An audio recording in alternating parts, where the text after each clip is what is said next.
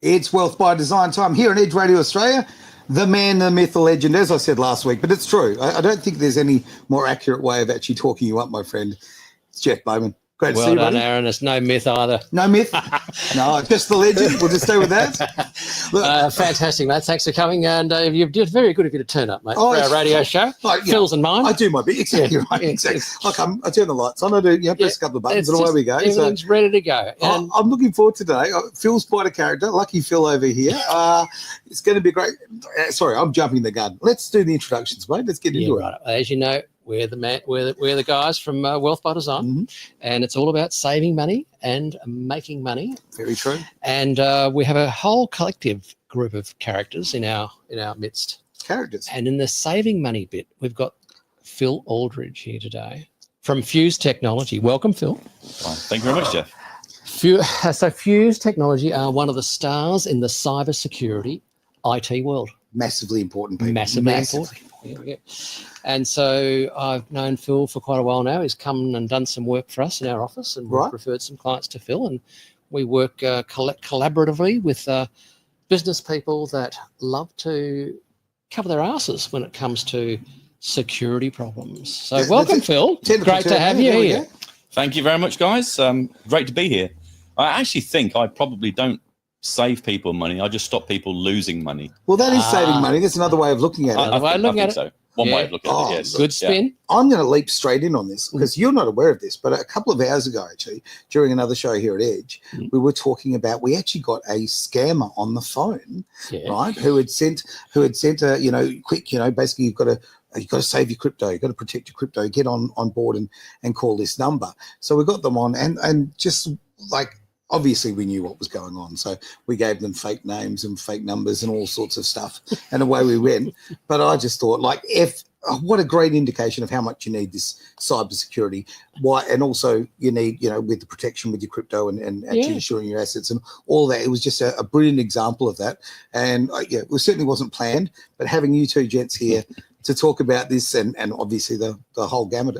I'm looking forward to it. Well, mate, Phil's the expert. So I just I'm a big fan of the concept, because for so long in the financial planning world that was involved in, as many of our viewers are aware, risk management is a huge thing. Of course, we would use risk as in the insurance context. Life insurance, basically. Sure. Your death cover and your income protection cover, etc., which is risk management. But of course, I really got interested in this cybersecurity thing when a good friend of mine, who was the cybersecurity boss of BHP for about 8 years. Small company. Yes. A young Gehan. And he was, so BHP, 8 years cybersecurity boss. And the things he was telling us in our office one day about the scamming that goes on out there is frightening. And it was a bit of a crypto discussion, because they could actually see, Phil could relate to this, they could watch the well-known bad guys coming in to try and crack into a server of a known company that they were trying to sell their security systems to. Right. And that was sort of artered of BHP, because he set up his own consultancy business with Israeli standard military technology and all the flash gear. Right. But it's at every level, right? So we've got password managers at this level for you and I on our laptops, so no one cracks in there, or we just don't. We can keep track of our passwords, and then we got the someone hacks the password managers. Oh my God! Well, Phil could talk about that in a short. And then we go, and then you go all the way through to the likes of, or Phil can confirm this, but my understanding is that something like the average cost to the Australian business for ransom. Cybersecurity. We've seen the Medicare private, for sure. And so many others in Australia is around. I'm going to have a guess, 200,000 or 300,000 average for the Australian business, and I think America is something like 3 to 4 million. But Phil confirmed that. But it's big numbers. Is that right, Phil? Wow, thank you for the question. Look, there are so many websites out there that will tell you different figures around how much it costs when you get hacked. Right. And they tend to talk about how much you end up paying to get your data unlocked. Right. But actually, do you still have a business after you've been hacked? That's probably the major concern. Yeah. Because if you have to report it to the authorities, you have to pay the ransomware, you've got to tell all your clients. At the end of the day, if your business is 80% with one client and that client goes, the damage. You don't have a business. That's right. You're out of business. Yeah. So generally in Australia, I think they say $30,000 to $40,000 for a small business if they get hacked. And that's probably because the businesses here probably are a lot more solopreneurs, small size business, micro businesses. There's not so many, or not as many, 50, 100, 200 seat firms as there would be in some other major countries. Okay. Can imagine. Right. Okay. And a bigger operation in America, no doubt, where it's a bigger cost band of fines and damage and cost. Yes. I would imagine. Phil, your point actually is something that I want to sort of investigate a little bit further. We talk about the ransom. Okay, you know what? Losing $40,000 hurts a lot, right? Okay, but losing your integrity, losing your reputation, okay, and the old story of goodwill in the business and all of that kind of thing. I invert the commas a little bit when I said goodwill, but that was so much part and inherently what a business was about. Now, if you lose that, you're right, you've lost your business, right? So the financial loss of that not small amount, 40, but that 40,000 could literally become a small amount in the grand scheme of things. Yeah, if you've lost your business, your livelihood, you can't afford to pay the mortgage, whatever it might be, it's a lot more than the 40 grand that you might lose for a ransomware attack. Agreed. Ransomware is an interesting one. You don't have to worry about getting a ransomware attack if you have really good backups, for an example. You don't care if your data's locked up. Okay. You just get rid of them and you do a restore. Sure. And you don't actually have to pay the ransomware. You still have to report it technically, I think. But that's a specific example. These days, though, there's a lot less of that happening than there used to be. There's a lot more now where the threat actors get into your systems, steal your data, and get out without you knowing. Right. And that data then just ends up on the dark web.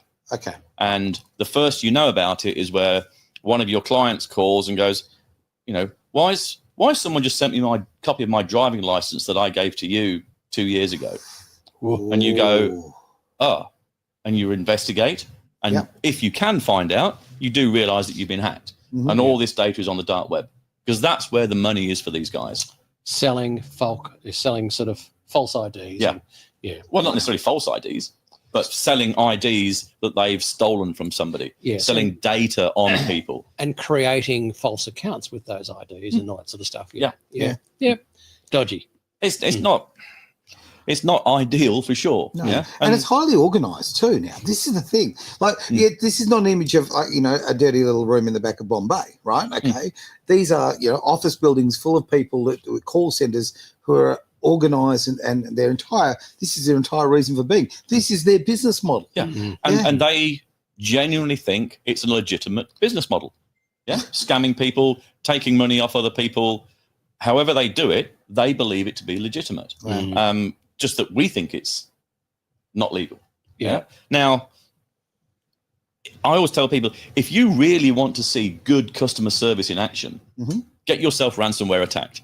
Okay. Yeah? Now, and the reason I say that is because they will have, when you call them to make payment, they will have every method of payment available to them. I bet. They will have every language available for you to talk to them so that you can actually make the payment. Right. It will be a seamless, smooth process.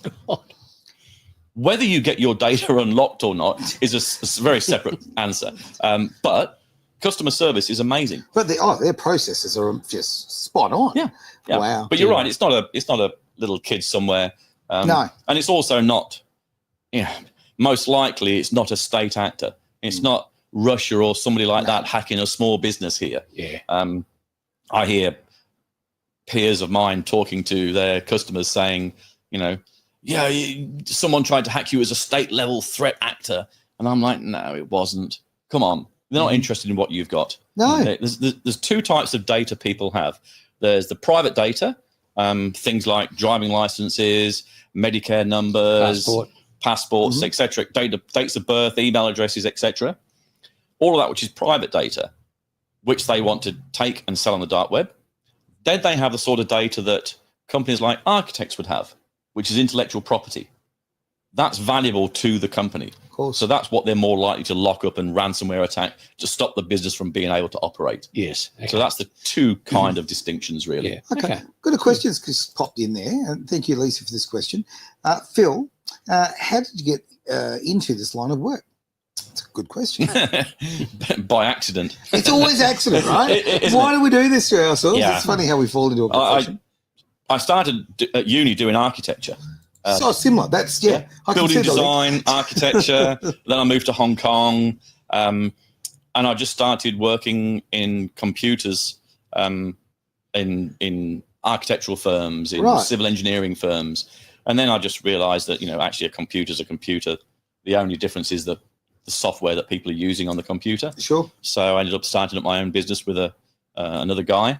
And that was 25 years ago in Hong Kong. In Hong Kong? Yeah. Right.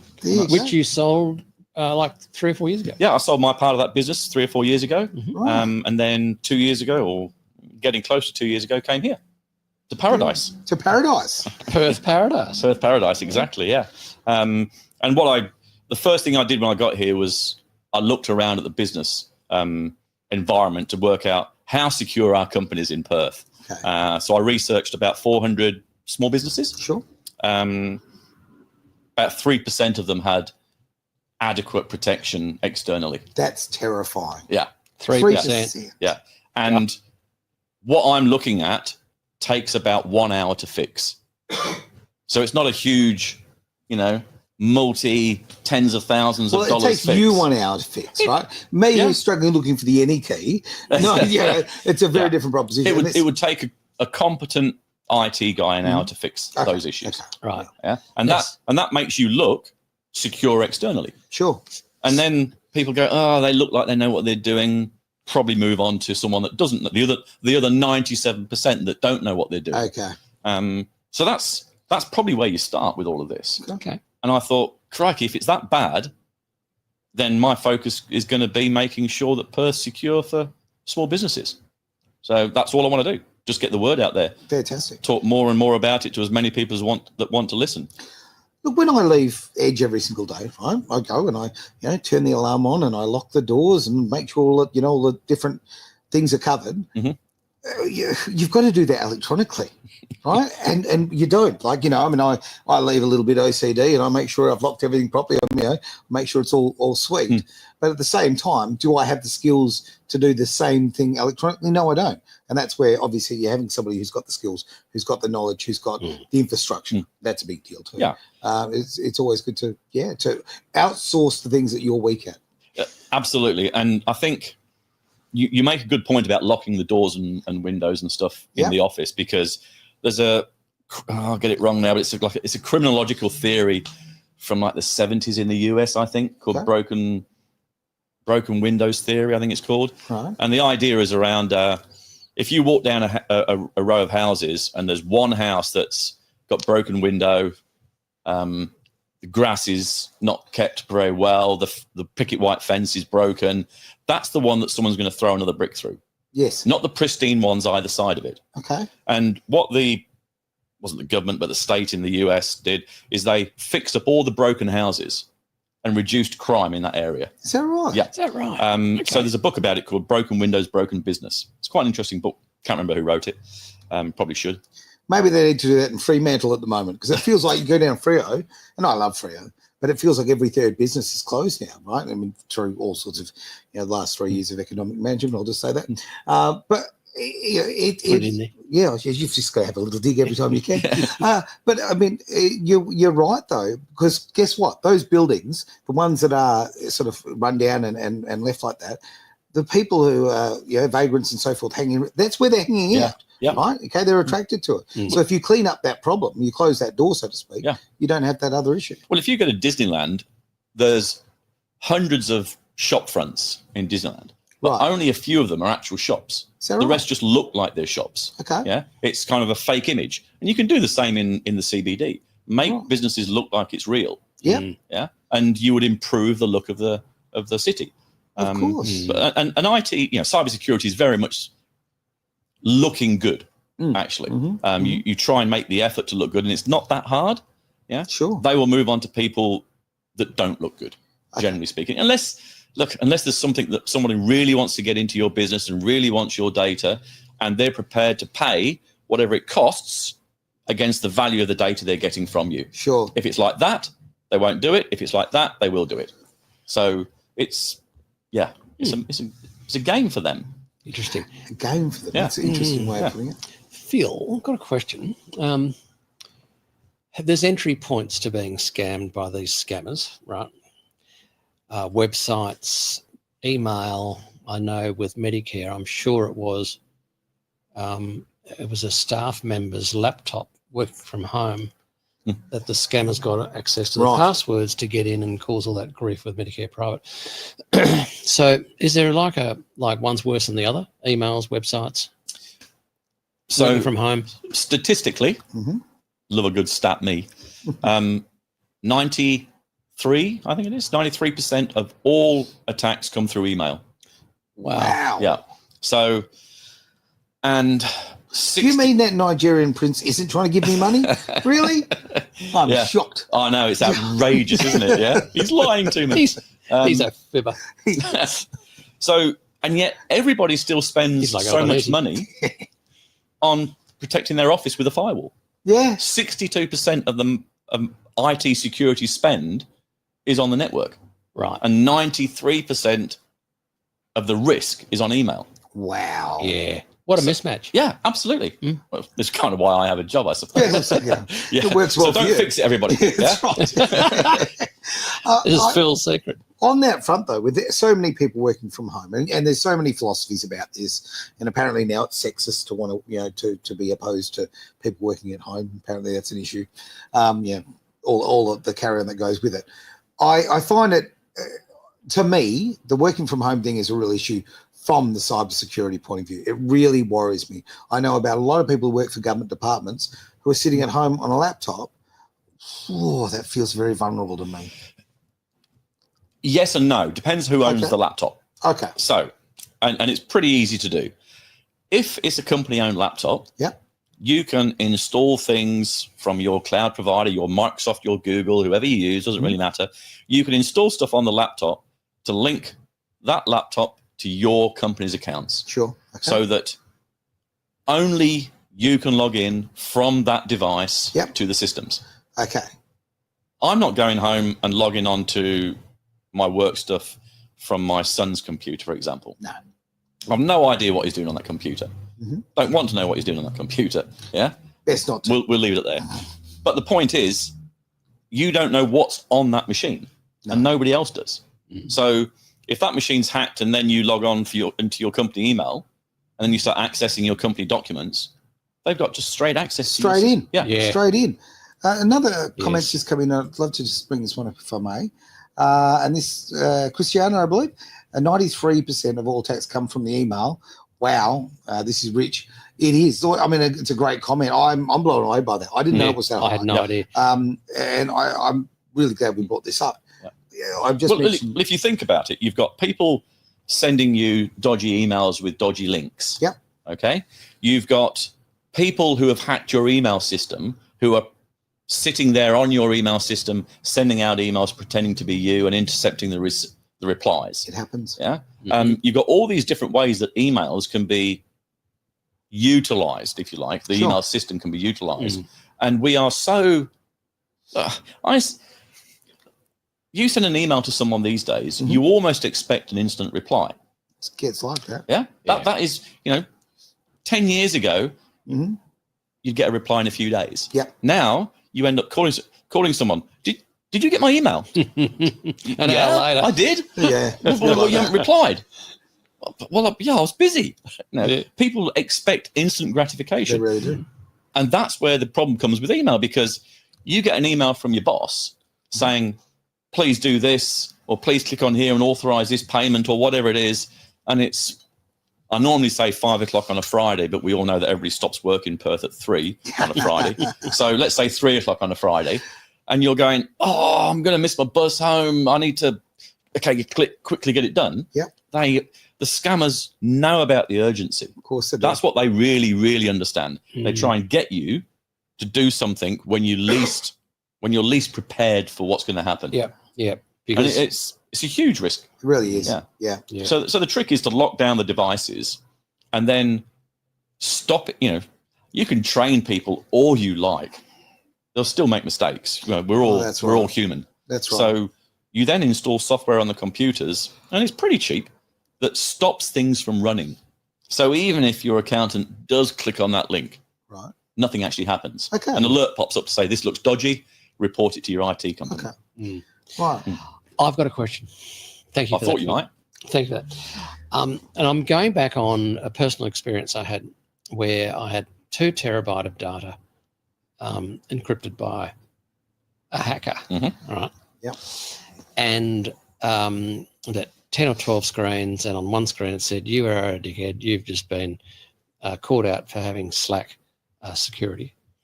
And the message was correct because I used a VPN to hook up one of the computers because I'd ran out of connections on the existing VPN to put on a contractor down at Margaret River. Okay. As a financial partner. And anyway, it was only going to be a temporary thing, but they found it, the loophole, and got in. Wow. And on every single document, 30 years of work, client work, everyone was encrypted. And the message was, pay 25,000 in Bitcoin or it won't be unencrypted. And what I did, I had a great IT guy. He said, look, this is what we do here. This is before I got hacked. He said, we do an encrypted backup each night at 8 o'clock. Mm-hmm. And you can't encrypt an encrypted file. That was the advice then. Okay. And so that when I called the IT guy in, all the staff are just wearing, I'll send them off for coffee because they couldn't do any work. He said, no worries, mate, we'll be up and going in about 2 hours. Right. And so all he did is unencrypt the encrypted backup file from 8 o'clock that night. Sure. And then bingo, we're up and going, and I could completely ignore the threat. And brilliant. It was great. The question I've got for you though, is that still a trick that works, or could those scammers now get into an encrypted file? Has the technology got to a point where my system of protection back then 10 years, 15 years ago, is no longer any good? Well, you can still encrypt it. You can over-encrypt again. Yes. Yeah. So that would cause you a problem. But they've got to get access to the backup. Yes. Yeah? Right. Now, this is the trick. So when you're looking at there's various cybersecurity frameworks out there for businesses to operate under, guidelines, if you like, controls to implement. And a lot of them talk about backup. And yes, you're supposed to have a backup, so you can use your Microsoft or your Google to back up all your data, but you're supposed to have another backup somewhere else. Yep. And the trick here is to make sure that the password and username for that backup system is different. Yes. To the admin username and password for your main system. Yes. Because if they get access to this and it's the same username and password, they've got access to the whole backup at the cloud, wherever it is. And they can encrypt all of that as well. Yeah.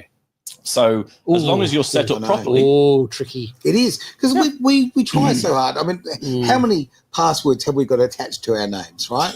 Jeez.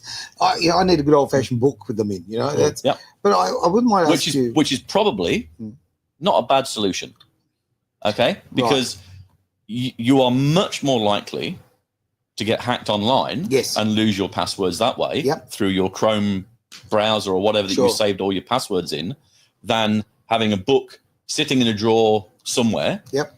Because you're unlikely for someone to break in and know where that password book is. That's right. And steal that and go and do something with it. You're going to break in, go through all the normal locks. You'd probably get a lock on the top of the filing cabinet, and away you go. Yep. Yeah. Sometimes old school's the way to go. I wanted to ask about cloud storage. Okay. I'm terrified of it. I hate it. Only because you're terrified? I'm terrified because I'm basically, when it comes to IT, I feel a bit, 1975, right? So I feel like I feel vulnerable. I guess that's what it comes down to. And there's so many things that are now so cloud-based. I mean, there's right now a particular software that we use for video editing and that sort of thing, which I used to have on my computer. And one day, it's not on my computer anymore. They took it off, and now it's still subscription. But now I have to access the cloud to actually use the software. Now, that frustrates the hell out of me, because if you get a bad internet connection, it stops me from being able to work. But the other thing that worries me is, okay, my information is now there up in La La Land. Yeah. So you're now reliant on the security of the cloud provider that you're using. And that's the same with any cloud solution out there at the moment. You are reliant on them. Now, companies like Microsoft are probably one of the world's biggest spenders of money on security on the planet. You can guarantee that their systems are secure. However, you have to make your particular instance secure. Because out of the box, it's not. Right. Same with all these providers. You know, you have to go in and enable your multi-factor authentication. You've got to go in, and quite very popular with the banks is you got to enable your biometric thumbprint on logging into your bank account, and you have to do this. They provide you the features and the function, but you're responsible for making it actually happen. And everybody just goes, I'm on Microsoft, I'm on Google, you know, I'm with this company, we're secure. And I go, no, you're not. Has anybody made it secure? Has your IT provider told you they have made it secure? And 99 times out of 100, they haven't. Now, we've all got this on our phones, right? But obviously on a lot of laptops as well, they're all fingerprint on it, right? To open it and then to access things like that. I mean, is that a genuinely increased way of getting safety? Yes, except how many fingers you got? Well, yeah. So if the biometrics of that finger gets hacked and is leaked, that means you've got one finger less to use. Same with eyes. You know, there's only a certain number that you can use, and then you run out of options. Well, so the biometrics are great, but we'll gradually see more and more of you losing your biometric thumbprints, as it were. It's going to get to the point the shoes come off and I'll have to go through the toes. Another comment coming in here. That'd be fun in the bank. It would be just a little bit. Thanks again, Christiana. I really appreciate these fantastic comments. So you're advising the old password saving method, like writing these down, passwords in a book? I don't discount it as an idea. You know, I certainly worry about sort of elderly people, for example. Look, I'm right here, mate. Okay, over 40. I was looking directly at you. Try not to look at Jeff, actually. Look, they are going to struggle to remember the 230 passwords that the average person has, or whatever stupid number it is. So they're all going to start using simple passwords. The days when the companies required you to use complex passwords is gone. Right. Because they realize that all you do is take password 123 and you go, oh, I know, I'll make it password 124. Yeah. But the way that the algorithms work to hack passwords is they know that that's what people do. That's what so they just try and use those sort of processes. Those progressions. Well, let's face it, there's a lot of psychology about it. When you're coming up with your passwords, you know, how many questions about your first pet and this, all of that kind of carry. So I do think for a certain cohort of society, written down password books is a good idea. Okay. I'm not suggesting that you walk down the street with it in your hand necessarily. No. But I think having it locked away, certainly your critical passwords, is probably not a bad idea. Okay. If you're au fait with password managers and you want to use a reputable one, then that's probably a better way to go than just trying to make up your own passwords and store them on a Google spreadsheet, for example. Okay. That's probably not a great idea. No, that's a bad idea. Yeah. So I use a password manager called Bitwarden, which I'm sure you've heard of. And I think it's the absolute best thing that's ever happened to me, because I just remember one big word phrase, because it's a easy one that's unique Sure. for me. Which one do you use? Oh, sounds like. We'll just type it on the bottom of the screen for everybody to And get you up to date. And I thought this cybersecurity person, a consultant, she said, right, this is what I'm going to do. She went on my laptop and she had this software rounded up every like 230 or 40 of these passwords, and then imported them into Bitwarden, and it is the best thing that's ever happened to me. Is that right? Yeah, I love it because it's on my phone or on my laptop, and I never have to worry about all those other passwords. But also, you can choose your own password, which is like it'll take 126 years to an unencrypted sort of thing because it's this long and it's until quantum computing kicks in, and then it'll take 5 seconds. Oh yeah. Good on you, Phil. So much to look forward to. Yeah, it's killjoy. Here I'm getting excited, and quantum computer is going to come and kill it off. But then everything just steps to the next level. Yeah. But on that front, I've actually used that same Bitwarden. Is it? Bitwarden? Yeah, Bitwarden. Yeah. Okay. But then again, my lack of IT skills, I had my ex-girlfriend set that up. I mean, that's unbelievably dangerous when you really think about that. Yeah. Right? You've got to do this yourself. Rookie mistake. Oh, rookie mistake. I said, right. At least change your master password after you've separated from it. Yeah, probably a very good one. Or for that matter, quite frankly, go and see someone like yourselves. Go and see Phil. Just get it done professionally. Much smarter move. So what's happened there with Jeff is he's installed Bitwarden, and then it's looked at his Chrome browser and his Edge browser and any other browser that he's using, and it's pulled all the saved usernames and passwords that are there. Yep. Put them straight into Bitwarden. Right. Hopefully deleted them from the Chrome browser and everything else. Yeah. Yes. And then that's do that. Your single point of truth then. Okay. Now, we all need to understand that most password managers have been hacked at least once in the past. Okay. So that needs to be said. There's no perfect solution here. But it's certainly a better solution than what most people do. Try and remember 30 passwords and make them all the same. So your login to your email is the same as your login to your bank. And that's just 101 crap. That's bad, isn't it? Absolutely. Yes. Yep. And then not installing multi-factor authentication. I've had clients who go, I refuse to have it, multi-factor authentication. Really? Yeah. It's going to be too hard for me. It's an extra step, I'm too busy to do it. I'm like, well, are you going to be too busy to try and save your company after it's been hacked? Wow. No. Yeah. So you've got to use everything that they give you. You've got to use to try and at least make yourself as secure as you can. If you're in business and you're the director of a company, you have a compliance, governance, duty of responsibility, whatever you want to call it, to make sure that your business is secure. Of course you do. Yeah. How many business owners know anything about cybersecurity? Not many. Not many at all. Yeah? So they need to make sure that it's being done properly. And I couldn't afford to do it is not an excuse you can use with the authorities these days. No, of course not. And the other thing is cybersecurity insurance, right? Surely those premiums would be reduced if the insurance company knew you had a super secure system in your company. Is that a fair assumption? You'd think so. Okay. You'd think so. Yeah. So years ago, cyber insurance was very easy to get. And what was happening was they realized that they were paying out in claims about $1.10 for every $1 in premiums. Oh dear. Yeah.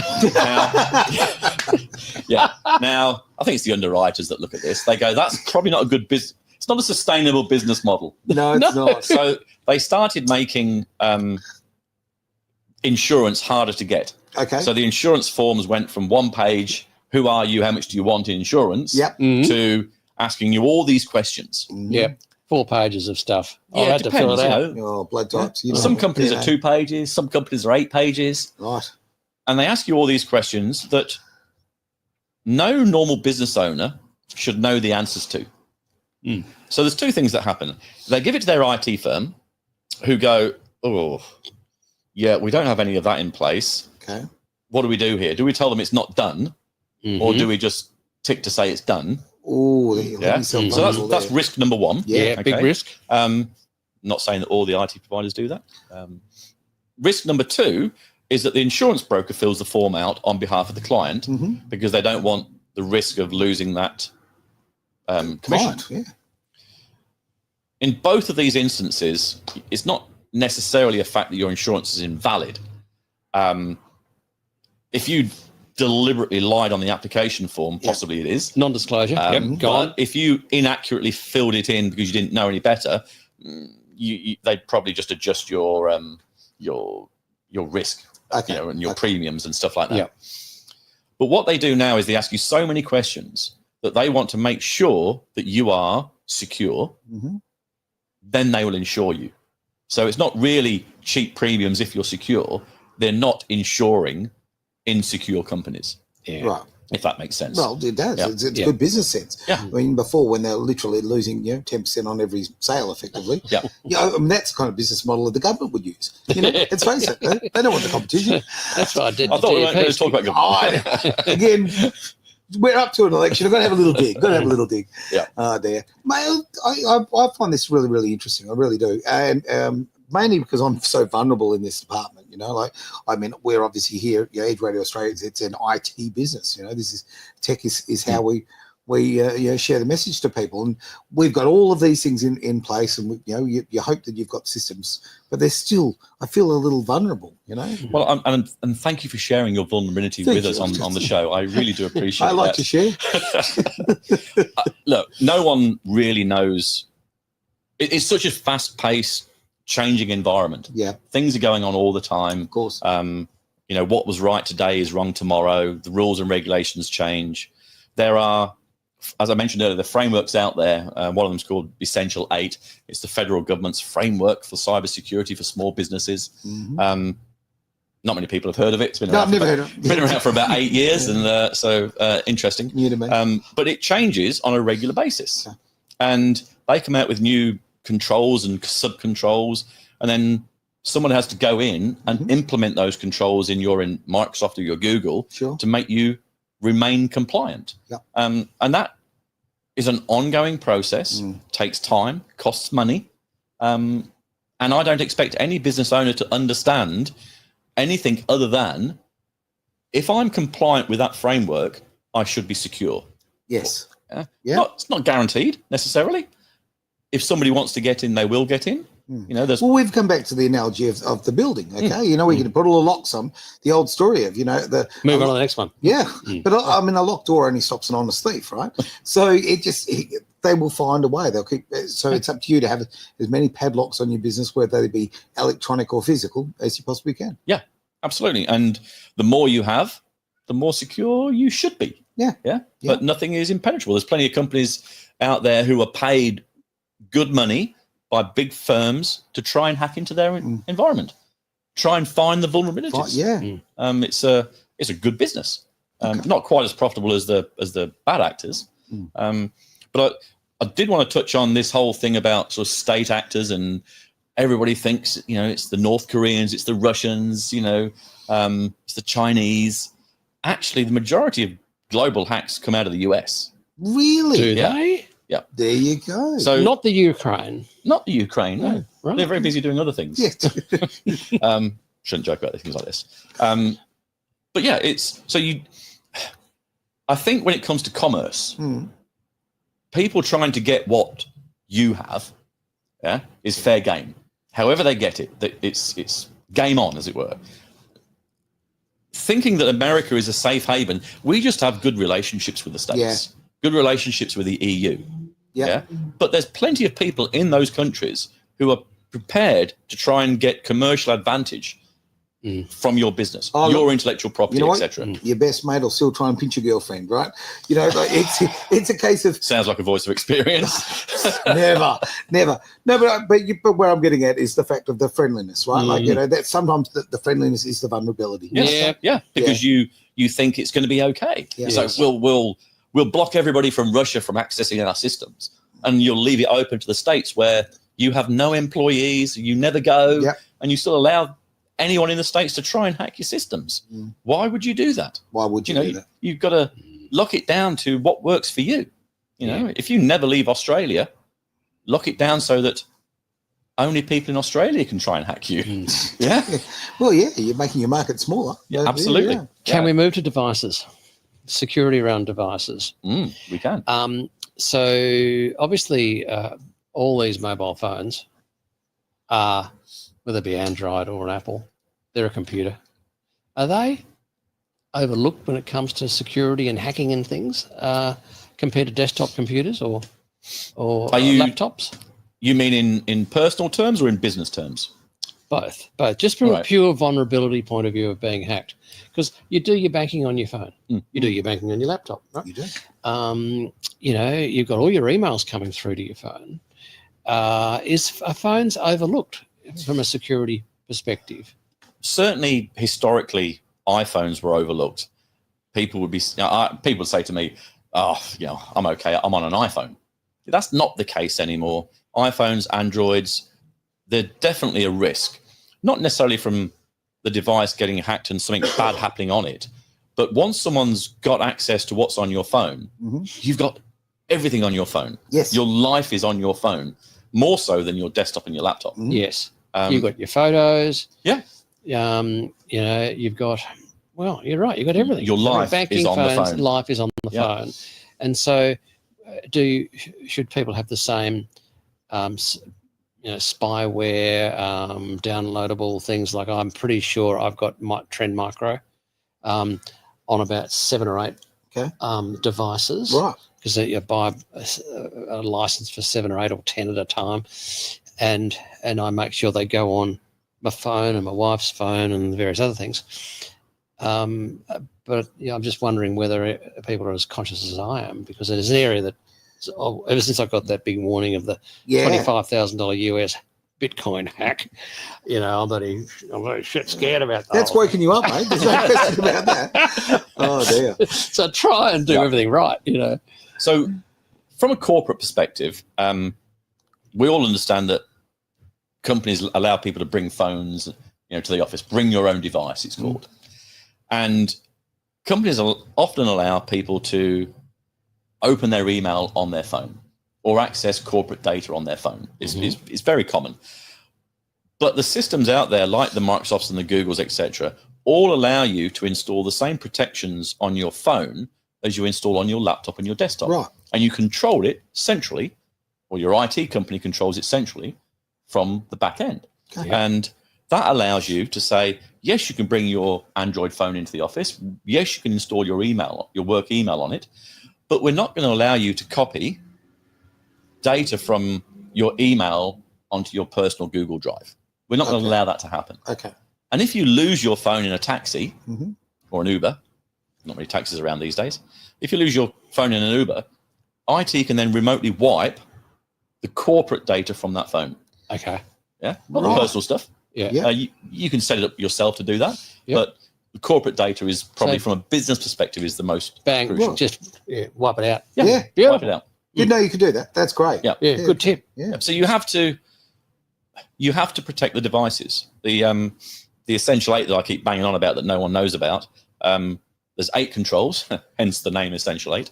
The first 6 of those are related to devices and the protection of devices, because a bit like the country and the location, if you only allow people to log in from the authorized device, you eliminate every device on the planet that isn't authorized.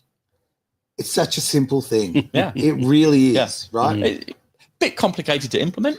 Sure. Probably not something your average punter is going to be able to do. They need to get... That's why they need you. That's right. Yeah, me or an other reputable firm. Yes. You know?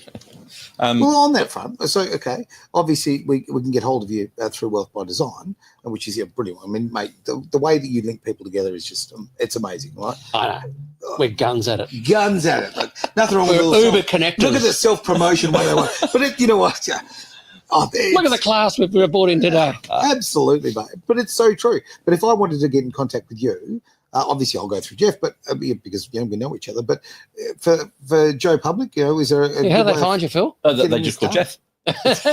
Surely everyone's got Jeff's phone number. Jeff knows everyone. They have, knows everyone. but I might be away. Okay, that's right. My staff might be asleep. Okay. Sorry, Liz. But what's your website? You can go to the website, which is fusetechnology.com. Fantastic. I've actually stopped saying www these days. Oh. Just fusetechnology.com. FUSE. It's on the shirt. It's on the shirt, not technology, fusetechnology.com. Or you can email me at phil.aldridge@fusetechnology.com. My name is spelt correctly in the... it is there. In the little thing at the bottom. That's fantastic. Well that's done. Right, that's right. Fantastic. And obviously, if you fail at all of that, just go to the Edge Radio Australia website. It's edgeradioaustralia.com. Guess what? This thing comes up. It says Wealth by Design. You click. It takes you straight there, and obviously links to yourself, Phil. It's just a very easy way of bringing it all together. Yeah. So go to IT Security, even on Wealth by Design, and you go straight to Phil. Yeah. He's our man. If anybody wants to reach out and have a conversation about security for their business, I will happily have a conversation. I want to make the world secure. Yeah. Oh, look at you. What a philanthropist he is. I know. Yes, and here's your bill. Hey, never apologise. I mean this. Never apologise for making a living, right? Like, the fact of the matter is, I don't have those skills. So I can bounce through life and be making lots of mistakes and lose all my money or leave my business vulnerable. I think it is incredible. It's not at your expense. It is, you are investing. Okay, that is what it is, an investment. Yeah. And to be fair, Phil, I think you still do it. You certainly did it with myself and quite a few other businesses I know. Will come to your office at no charge or obligation. Okay. He loves a good coffee, and he'll actually go through and look at the back end areas that link to the weak links in how your emails are connected. That's what he did for me. Right. That's right. Yeah. And he went in there and went, well, I got a 1 out of 3 score on every email address. Right. Oh, dear. Poor. And said, look, this is good. You get your IT bloke to fix this, or we'll do it. You know, Phil, thank you. It was really good because, and Phil doesn't sort of make you feel bad if you don't use him just for things like that. If you've already got an entrenched relationship with your own IT person, which I have had for about 10 years, and I had to say, look, I've got to give this guy the opportunity to fix it, which he has done via Phil's help. Really? Which is bloody fantastic, man. I really appreciate what you've done there. But at the end of the day, Phil will do that. Okay. And often people go, well, I don't have my own IT people. For Christ's sake, Phil, fix it. Yeah. And look, I'll help a lot of people, and a lot of people get somebody to fix the issues for them, and that is fine for me. I know I'll win enough business during that process. But the worst thing that's happened to me over the last 30 years is the days when I get a phone call from somebody I know, either a friend or a business associate that I met at some point in the past, and they go, "Oh, Phil, just been hacked.